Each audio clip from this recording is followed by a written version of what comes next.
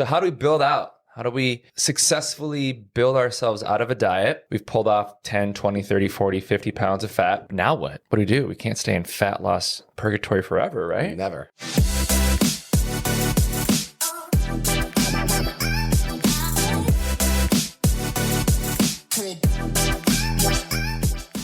Welcome to episode 63 of Coach's Corner with your host, Justin Schollard. And Ethan Wolf. And today, folks, we're going to finish up our series on programming. Part 1 was 2 episodes ago on just general overview on what programming is and how one can benefit from it. And we followed it up with part 2 of specific fat loss programming, what mistakes to avoid. So if you haven't seen that, you might want to go back and give those a listen. And then today we're going to wrap it all up with part 3, which is going to be focused on, okay, so we've accomplished our fat loss goal. We've pulled off 10, 20, 30, 40, 50 pounds of fat. Now what? What do? We can't stay in fat loss purgatory forever, right? Never. So how do we build out? How do we successfully build ourselves out of a diet? A, so we can start eating a decent amount of food again and not just be in diet world forever. And B, do it in a way that doesn't just put all the fat that we've spent so many months losing right back on. And personally, I can relate to that. Like, how many times have we gone through a fat loss or gone through a bulk phase? I'm going to get bulky, bro. And then 4 or 5 months later, you're like, I'm just fat now. Yeah, that's too I need much. to lean out. And then you just cut your calories and lean out. And then once the dust settles, you literally weigh the exact same as what you did when you started your bulk. Yeah. You're just like, that was 10 months of my life. Yep. What happened? All What was this it effort. for? Yeah. So hopefully you can avoid those mistakes. And, women, I'm sure probably don't experience it as much as guys do, but I'm sure there's some women out there who can relate as well. Yeah, I think you never want to find yourself back restarted after a large amount of effort. No. I think more often the case is people, they lose a bunch of weight and then they're like, all right, mission accomplished. And they start quote unquote, eating normal again. And then within 6 months, they've gained all the weight they've just spent the last 6 months losing. 100%. Well, I mean, the answer is you just go right back to the patterns and habits that you had before you started dieting. Yeah. All better. Yeah. Job's done. Job's Great. done. Go back Exactly. to normal again. Static situation, Yeah. goal accomplished. Yeah. Walk away, job well done. Well, one thing you guys got to understand is that there's no going back. You're never going to go back. That's it. We know what that looks like. Right. It looks like the situation that got you into a place where you needed to make a change. Mm-hmm. So if we just, whatever, reverting back to going normal again, well, guess where that's going to land? Yeah. Guys, come on. Back to it. Yeah. So, okay. So let's dig in here. So let's talk about how one would successfully build themselves back out of fat loss, aka calorie deficit, to more of a maintenance and maybe even beyond. Maybe we want to continue this journey of building phase, fat loss phase, building phase. So that's, maybe over the course of a year or two, we're talking a real composition, which was the thesis in our 2 episodes ago when we were just talking about programming in general. Absolutely. Let's start with I'll just give you guys how I did it. And this is all under the context of we are assuming that being lean is the objective. Because if you just want to put on a bunch of size and muscle, just go right up to maintenance for maybe a week and then just jump straight to a 500 calorie surplus and then just go. That might appeal to some people. I've gone through phases where that was appealing. But I think for the most part, few people want to keep their body fat levels low while they build up out of. Well, especially diet. if that's what you've done the time to do is get lean. Yeah. Most people, their objective is to lean out. Yeah, that's almost always what the case is. I mean, we all want more lean mass, but the benefits of getting rid of the body fat is there. And it comes to a certain point where by being in a calorie deficit, you actually resensitize your body to be more receptive to training and calories. So when you do start to build out of a calorie deficit, your body's way more efficient at utilizing calories and, putting them to good work to build muscle and everything. If we're always in a surplus and we we just get inefficient. Yep. You're not assimilating the calories at the same rate that you would have. There's this stuff to throw away. Your body's like, we're getting plenty. Yeah, exactly. Right. Okay. So let's just say we are at the depths of our fat loss and we've accomplished the goal. Okay. So now what? So what do we do now? I know how bad we all just want to build up and get out of there and normal amounts of food, the right amount of food for your body. The mistake is just want to jump right back up. And you're going to see a lot of big influencers say, I think Jeff Nippert is a big fan of just going right up to maintenance. He's probably one of the biggest influencers that exist currently. And, he's a smart guy. And I don't think what he's saying is wrong. I just know that this is all I do all day, every day. And I've just seen it, and myself and with the thousands of clients we've worked with over the years. Like, if you do that, it's not going to be as effective, and you're going to smooth out. And when I say smooth out, that means that you're going to get a little soft, putting on some body fat. Fluffy. Yeah, a little fluffy, a lot faster than if you reverse diet. I know reverse dieting, people, it's controversial. It's a hot topic. I guess it is, yeah. People go, it is. Like they... I mean, it makes sense to me. I don't think it's that, it's pretty straightforward. I just think, I mean... People just think it's a waste of time. Right. They just don't think that it matters if you systematically build your calories back up. They just think, why not just go right up to maintenance? Because anything from a deficit to maintenance is still a deficit anyway. So why not just go straight to maintenance? What's the difference? And I get the logic.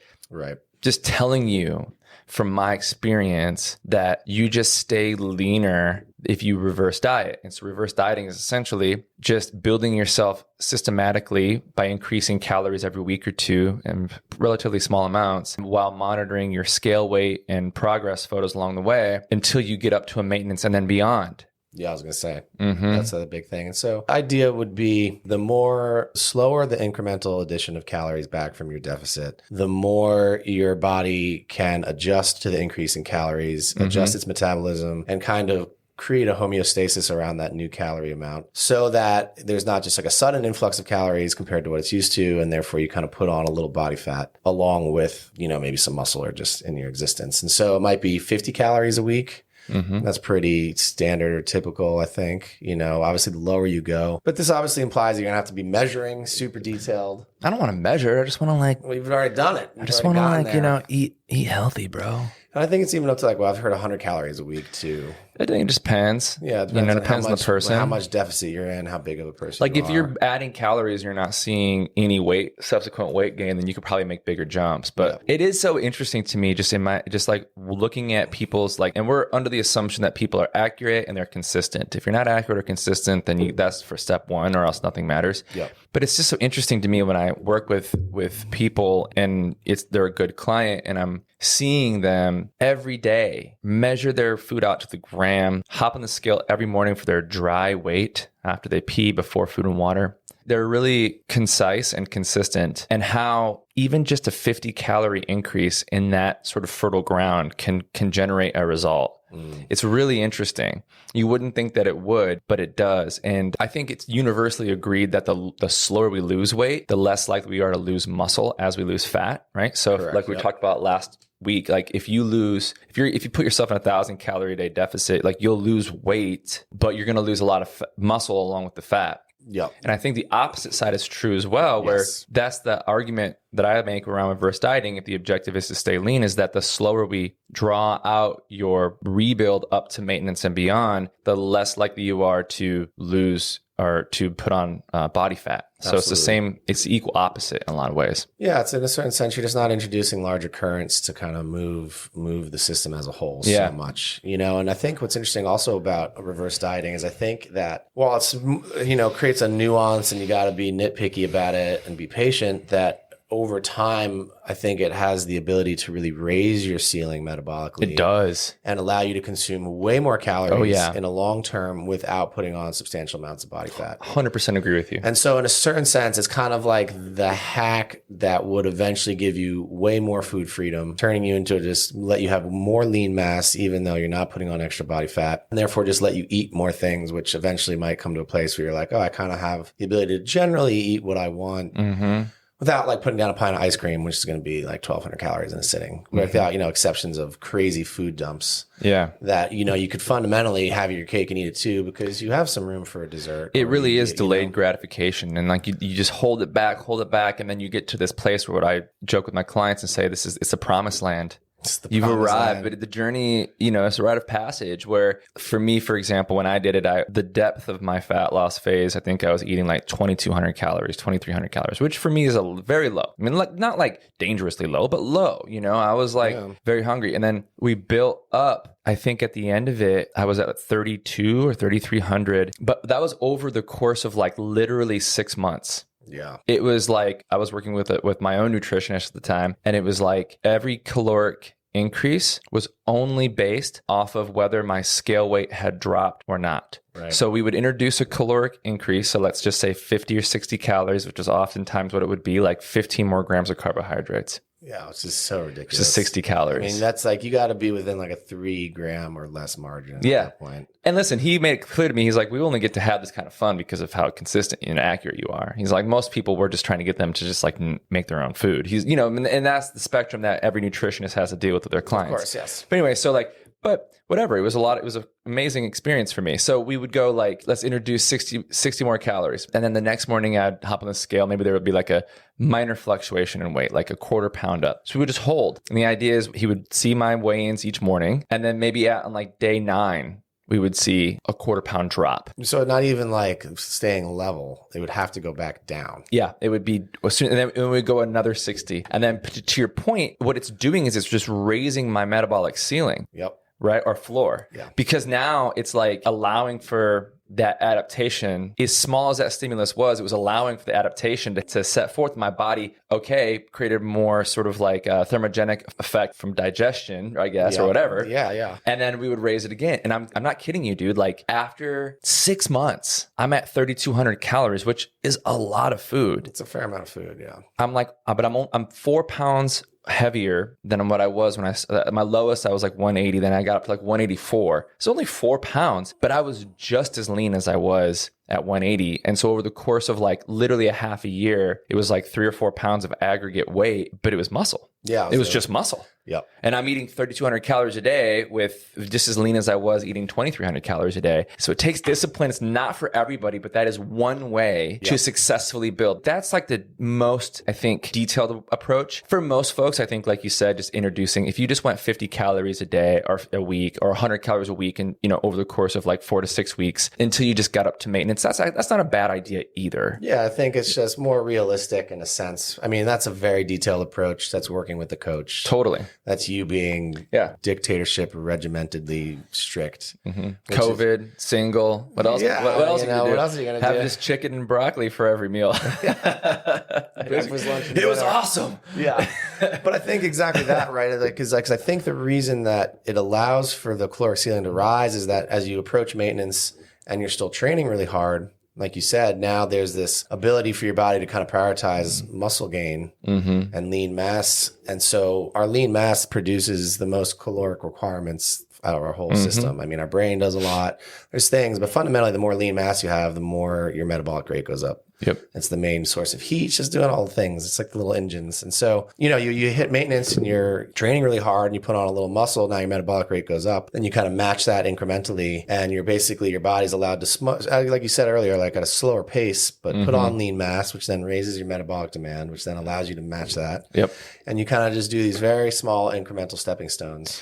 Yeah, yeah. And I would assume you probably had some type of fat gain on there, but probably. I don't think you can unless you're on steroids. You really you're not gonna. To clarify that, right? You have catabolic and anabolic states. Catabolic is when you're generally in a deficit related to cortisol. It's when your body, you can think about it as like building and breaking down. So when you're catabolic, you're breaking down, whether through stress or lack of sleep or lack of calories. And then when you're anabolic, you're building, putting on fat, you're gaining lean muscle. And obviously, the ecosystem of our physiology and biology is constant ebbs and flows. And constantly adapting to our environment. Yeah, it's everything is kind of always an in and out, And so, to say that you're constantly anabolic or constantly catabolic, I think there's always a degree of both. Otherwise, we'd wither away to nothing if we were never anabolic, And there's benefits to cycling between the two. It's absolutely. like if you're always catabolic, there's benefits to that, but then you also start to lose lean mass and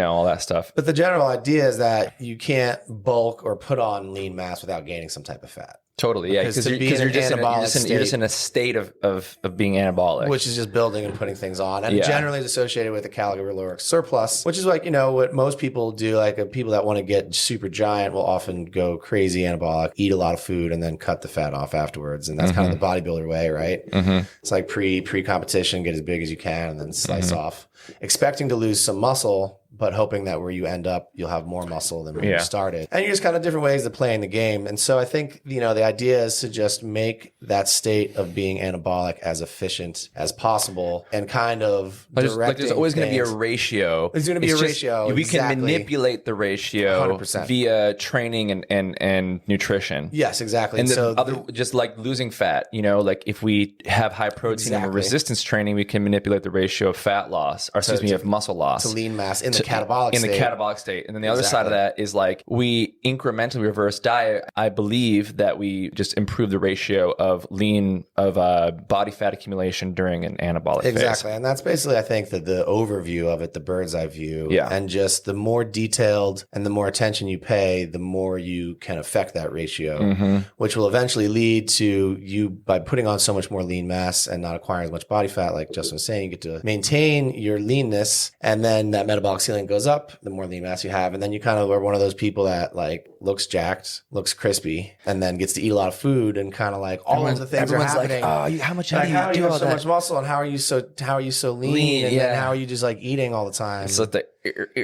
just a slight little hitching over the course of time. I mean, it takes a long time, It takes time. But once you're there, I feel like you can then kind of enter into like a maintenance mode in some type of a moderate surplus, because obviously the more of a surplus in calories you go, the more fat you're going to gain. Again, that ratio starts to change when you enter into that anabolic state, but it's almost like really razor thin slicing your margins to let your body adapt, put on as much lean mass as you can, and then enter into a state of maintenance that allows for the most surplus with the minimal amount of fat gain, which will lead to the most muscle gain, which will help keep your metabolic demand high. Totally. And your body's efficiency. The efficiency and your performance. And so now you can work out harder in the gym. You can do more volume, do more workouts. Eating a shit ton of food. And staying in a state of leanness that is satisfactory. And then what's crazy is like eventually you hit like an inflection point, like a critical mass where like we said, there's always a ratio. We just manipulate the ratio depending on our nutrition and our training quality. But eventually we get to the point where even following that system, it's not going to just go forever until you're 400 pounds and lean. Eventually you're going to hit this diminishing return where you're going to go, okay, I can't really eat too much more. Yeah. And you've delayed that probably 2 or 3 times longer than the average person could if they just kept flip-flopping with these like 500 or 600 calorie deficits or surpluses. But because you just stretched that process out, you got yourself up to that point where you're really eating a lot of food. But, eventually there is a ratio and you're going to see some body fat accumulation. The beauty of that cycle, though, of that system is that let's say you get up, let's say in my case, so I was at 3,300 calories, put on 5, 6, 7 pounds of just like a lot of muscle, a little bit of fat. Eventually we get to that tipping point where it's like, okay, fat's kind of there too. You just like drop the floor out and drop back down to like 2,500 calories. And your metabolism is just firing on all cylinders, so high that your fat loss phases are like 3 weeks, 4 weeks. Right. Because you can just go, boom, just drop down like 2,500 calories, burn up a ton of body fat in a very short period of time, and then start that process all over again. And then you just kind of just keep repeating that cycle. The thing is, actually, you never have to go as low as you did the first time. So maybe the first time it took you down to 2,300 in order to get the leanness you needed. But as you kind of build up that cycle again, maybe the second time around it's just like 2,700. Yeah, 26. Which is not bad for a fat loss phase. And then you just kind of just keep shortening this little window that you need to operate in. The window rises. Yeah, the bookends kind of start to adjust. So that's like, if you're fucking serious and you're disciplined, do that. Yeah, that is the way. For most people, though, and I would fall into that bucket at this point in my life, I just can't. My life just doesn't allow for that sort of level of self-discipline like it used to. But now, listen, just hop on the scale every morning, increase your calories every week. If you notice that the scale is kind of going up quickly, just chill for a week or two and just hold there and recommit to accuracy. Because usually it's like unintentional underreporting. So we're done with our diet now. We're rebuilding out of it. Yeah, no, I'm cool. I can have an extra beer, or I can put a little splash of oil in this. Like, right, or like, I can use a little more mayo in my sandwich. Yeah, you're not measuring like you used to in the fat loss phase. And so that unintentional underreporting can creep in an extra 100 or 2 calories a day that are not accounted for, and you're like, ooh, I'm trying to stay lean, but I've noticed I'm kind of like gaining weight quickly, even though I'm only eating 10% more than I was. Well, really probably eating more like 15 or 20 because you're not as accurate as you were in your fat loss phase. And so that's going to be most people, and that's totally fine. So in that case, it's just a matter of being accurate, weighing yourself every morning, your dry weight, like we said earlier. And then if you do see the scale kind of climbing quickly, just chill on the calorie buildup for a week or two, and then just kind of go back and reinvestigate your days. Am I getting a little sloppy on my tracking here? And that's going to be much more of a realistic path for most folks. So there's, and I think what, per to what Justin was saying earlier, it's like you can never go back. Like our bodies is a constantly adapting organism. We are constantly going to be a reflection of our patterns, including our composition and our health. And even if you are an athlete, doesn't mean you couldn't be completely immobile and weak when you're 45, right? Like just because you've attained a certain state at one point in your career of health, fitness, and body fat and all that doesn't mean that it can't change. And so we constantly have to dance and participate with it no matter what. Or at least just get a handle on it in some capacity where we know what we're doing enough to dance and participate with it. We can't not pay attention. And so even if you were to what like Nippert was saying, like just jump to your maintenance. And his audience is like young male bodybuilders. Yeah, but even if that's like just the simplest route where you're not going to sit there and incrementally change and do the math to add in 10 grams of carbs here and this, and you just kind of do a lump sum. Even that still implies that you're going to be measuring your food in some capacity. Yep. Hitting your numbers, understanding what those numbers are, and still participating in the same way you did, just with a higher food allotment. But I think the big takeaway is that just because the diet phase is over, obviously the more detailed, the more you can maintain all of the hard work you've just done. But I think it is true that you just see people get off of some type of a weight loss situation. And they just go nuts. And they completely stop, right? It truly is a diet versus like maybe a diet phase or a weight loss phase or a calorie restriction phase. It's like this isolated thing that creates results, hopefully. And then they're like, oh, I have succeeded. And so now I can return to my previous behavior of not paying attention at all. And as we said, if that's what got you to the place that you didn't want to be in the first place, you know where it's going to end up. And it's this mentality of like the light switch is on, the light switch is off. Yeah, it's that kind of like all or nothing thinking. And so just stay away statistically, from that. And that's why statistically 9 out of 10 people regain every single pound that they've lost within 5 years of their diet or their weight loss procedure of some kind. Like most people, including people who have been on Ozempic, including people who have had gastric bypass or even just dieted the old-fashioned way. The reality is that the mindset that it takes to maintain it is the most important thing, because it's like this, okay, job is done, time to go back to normal now. It's like, oh, no. There's no normal. This is your normal now. There's no going back. Yeah. I mean, it's crazy. Even for a surgery like gastric bypass, where they're turning their stomach into the size of an egg, and people figure it out. You can't eat more than 3 bites. You might be lean, or you might be less weight than when you started. Like you might have lost 100 pounds due to gastric bypass, but then you'll gain 30 of it back, and then you're stuck. And like those 70, if you're morbidly obese and you have 350 pounds to lose and you lose 100 through gastric bypass and you gain 30 back, those 70 net loss is still good, better. But you just did like a majorly invasive surgery, which you can't return from, where your stomach is literally the size of like 2 inches. And even that couldn't get you to a place all the way, right? Like even with something as drastic as that, you still have to participate and pay attention. I mean, I'm telling you, I've seen it. Like I've had people come on board that were like, they've had the surgery, they've lost 100 pounds and gained 100 pounds twice. Yeah, it's crazy. It's intense. Just goes to show you. Yeah. And then what would you say about training? Like would you change your training? I mean, you've been resistance training this whole time. Yeah. I think training is much more of a constant. I think of training as like protein. It's like you kind of that's the anchor. Yeah. So whether you're in a fat loss phase, like you don't need to just like all of a sudden start going to like cardio boot camps just because you're in a fat loss phase. Like, no.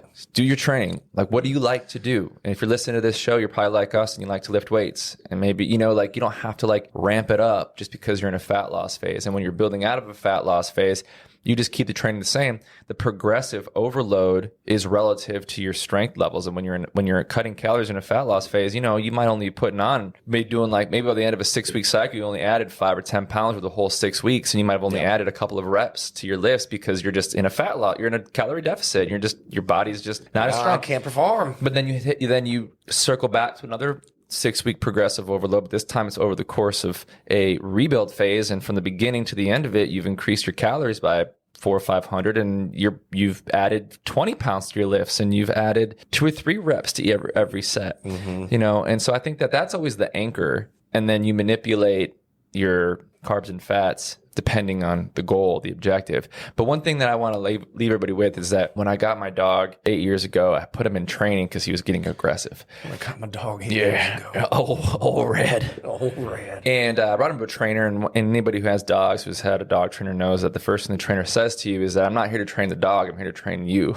That's right. Because it's the owners that fuck it all up. But, you know, one thing he said to me is like kind of getting back to like there's no going back, is that the job is never done. Like just because we've got him to behave himself right now doesn't mean that like, okay, wipe your hands clean, the job's done. Pay attention anymore. He's fixed. It's like, no, those aggression tendencies are still there. They're not ever going to not be there. We just got to manage them indefinitely. And we manage them by seeing around corners, giving other dogs a wide berth, kind of like being more aware and observant. And we can extrapolate that right down to our lives too. The job is never done. Just because you've managed to control your aggressive behavior towards food for a couple of months doesn't mean that if you stop paying attention that you're fixed forever. You're not still a little nippy. That little gremlin's still in there.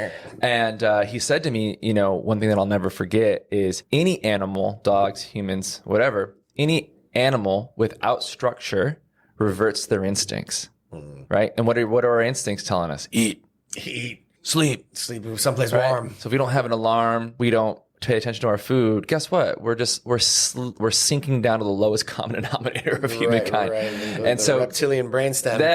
Yeah, exactly. All the way down to that reptilian brainstem of ours. So just keep that in mind. Like the job is never done. It's always effort. You have to pay attention. I'm years and years into this and I will still overestimate or underestimate how many calories I've eaten still if I don't track my food. I'll be like, oh shit, I'm 400 over. Well, there is my deficit for the day. So now I'm going to surplus shit. And I'm a coach and I still do that shit. So if I'm doing it, I know you are. He knows. Anyway, so there you guys go. What was that, 63? 63. That's cool. That's a lot of episodes. That's many hours. Yeah. We'll check you all next time. Peace out. Peace.